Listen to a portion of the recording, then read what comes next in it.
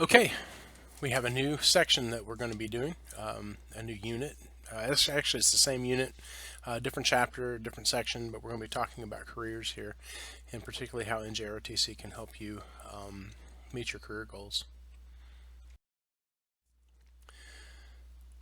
Our terminal objective is that you'll learn how to think about your career and your life goals.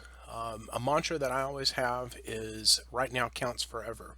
And when you were in high school, even as a freshman, you have the rest of your life ahead of you, but every decision that you make, everything that you do will have some kind of impact on your future. And so I want you to think about those things right here, right now, while you are even ninth graders and 10th graders, particularly NS1s, so that you can plan accordingly. The Navy has a lot of opportunities for you, and you have to make your decisions in light of those things that you possibly could end up doing one day. Our two enabling objectives are that you'll describe selecting and charting a good career path, and then you'll explain careers versus jobs. All right, a career is the general course or progression of one's working life. So I'll give an example. I'm in my second career. My first career was as a sailor. My second career is as a teacher. A job is the work that someone does to make a living, and jobs fit within the scope of careers. When I was in the Navy, I may have been a sailor at the time, but I held several different types of jobs. I was a hospital corpsman. That was my career. But I was also, I started off as a neuropsychiatric technician, and then I became an aviation medical technician and an aerospace physiology technician, and then back to be an aviation med tech and field medical technician and those types of things. And then in my second career, after which is in education, my first job was as the sergeant major of the Chamberlain Hunt Academy, which was a military boarding school in Mississippi. And my current job right now, which I've been at for over 8 years, and that is here at Midland Valley High School, Navy JROTC. Advancement is the term we use for promotion. We do not rank up, we advance. Rank up is a video game term. Advancement is a military term, and that's what we do for promotion. The other thing is too that you'll learn is that officers advance in rank, but enlisted people advance in rate. A profession is an occupation or career, especially one such as the law, medicine, engineering that requires considerable training and specialized study. All right. And then an occupation is an activity that serves as one's regular source of livelihood. Another name for an occupation is a job. And I will also say too that you can have a profession. Profession doesn't necessarily, I mean, it lends itself to law and medicine and engineering, but there are also other things that you can do. Your profession may end up being, you may end up being an entomologist, which is a fancy name for a bug man. Or a bug exterminator, things like that. So don't let the big, the years and years and years of education, throw you off by the term profession. Everyone desires a career that is fulfilling, rewarding, and enjoyable. Today, finding the right career is not an easy task as the world is getting more competitive and technical every day. So there's more requirements for education so that you can have a career. Gone are the days of when you could go to work, obviously, and when it comes down to Graniteville, going and working at the mill for your whole career and then retiring out of there for the rest. And then in your retirement, joining the Midland Valley Estates Golf Club and all that, or Sage Creek. Those don't exist much anymore. So the good news is that technological breakthroughs mean that new opportunities are being created in the job market. So let's say you have an entrepreneurial spirit and you would like to start a job or start a business on your own, so that becomes your career and your occupation. These new jobs require skills, especially in math and science, so you should take as many courses in these fields as you can. But let's face it, math isn't for everybody, and if you have a gift for it, you never know unless you actually do your homework. So it's important that you do your math homework and to do your science homework. And you may find that you actually enjoy it. It is a lot of work, but it requires work and not laziness. Grades are important because having good grades will open doors of opportunities, and having poor grades may close those doors. But I also want to tell you, too, that grades merely quantify what you have learned. That's it. Now, you know that there are people that can cheat on a test and can still end up with a good grade without ever learning the information. Well, learning the information is just as important as getting the good grades because those grades quantify what you have learned. For example, if you want to be a good doctor or lawyer, you need if you want to be a doctor or lawyer, you need good grades in high school to get into college, and then good grades in college to get into medical or law school. Now, I want to tell you, there are a lot of people here at Midland Valley who have gotten a lot of good grades, but they've not scored well enough on standardized testing to be accepted into college or to get college scholarships. So, thus the importance of learning the material while you're here in high school, not just trying to get the good grades and squeaking by. It's important to think about your future now. As I was saying earlier in the introduction, right now counts forever. NJROTC can help you focus on your goals, and focus will go a long way to help you succeed in school and life.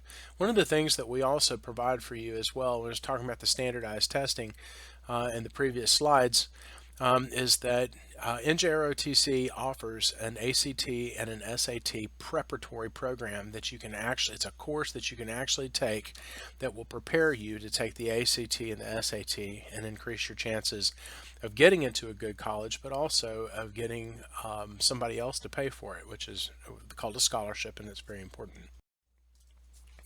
The words career and job are often used as if they mean the same thing, but they are quite different.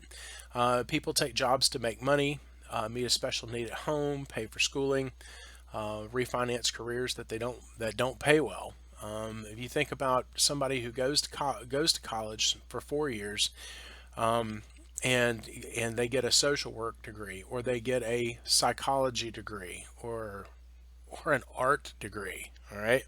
Well, they have to get jobs oftentimes to supplement what they make, because they don't make a lot of money. And and heaven forbid, they saddled themselves with a lot of school debt to pay for their Bachelor of Arts in Arts, there's not much they can do to repay it. Working at Starbucks isn't going to pay the needs. In contrast to just a job, your career will define your working life. It includes learning, advancement, and developing your talents. And when you are in a career, there are things that you do to advance your career. I'll give you an example. My oldest son has a job. He has a job working for a lumber yard. It's a national chain of lumber yards, but he works for them. However, they also are offering him a career. It offers him a path of advancement that he can use to make more money and expand his talents, and also to gain more responsibility. Think of your career as a story, each phase leading logically to the next, going forward to a happy ending. Regardless of what you do, any work that you would describe as a career will involve a path for advancement. And I gave you an example of, say, my son's his career at 84 Lumber. He started as a management trainee. His next step is to be a co-manager of a lumber yard, and then eventually to become a general manager and then an area manager.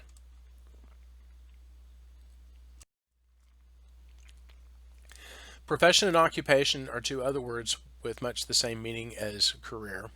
So if you have a doctor or a lawyer, they've spent a lot of time in school, and they also would be that their occupation. What makes money for them is their career, is their profession, but their career is also their profession as well. Some professions, such as medicine, require specific courses of study, while others require less formal education. And many careers don't even require a college degree. And But you can definitely make more in those careers if you can get some training.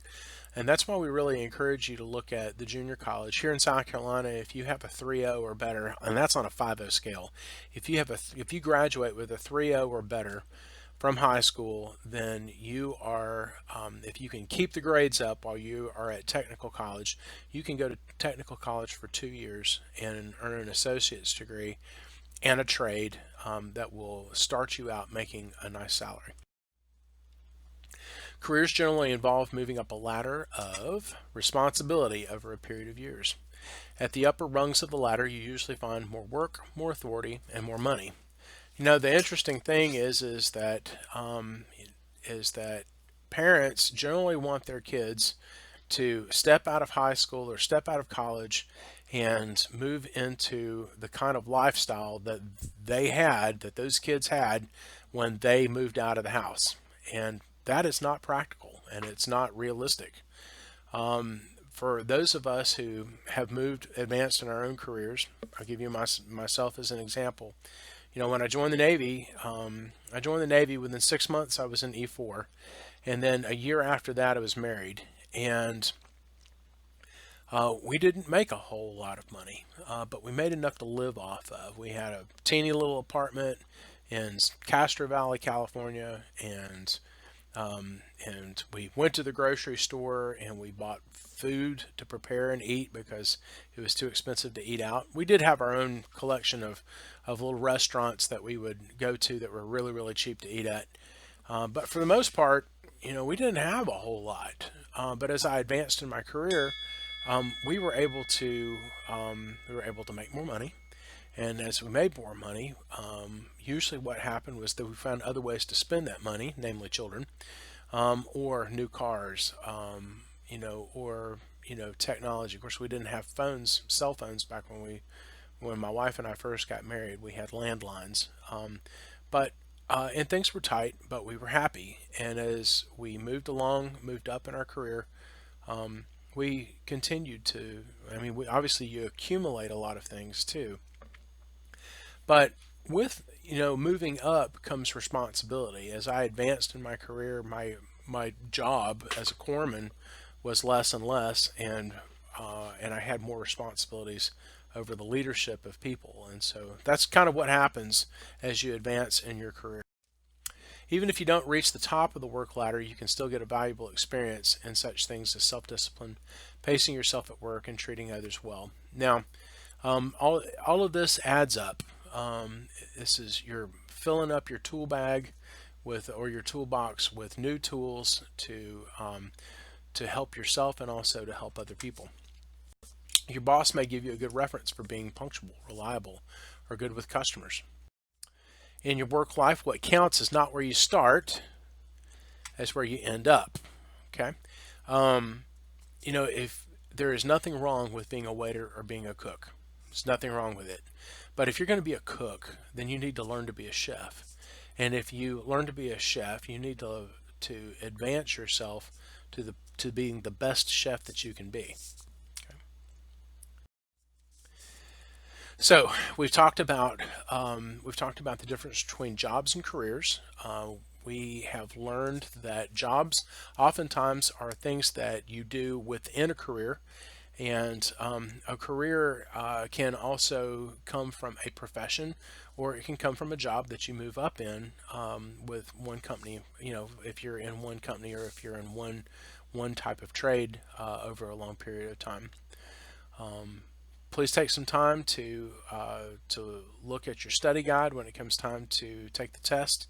If you need to, you can go back over this as well.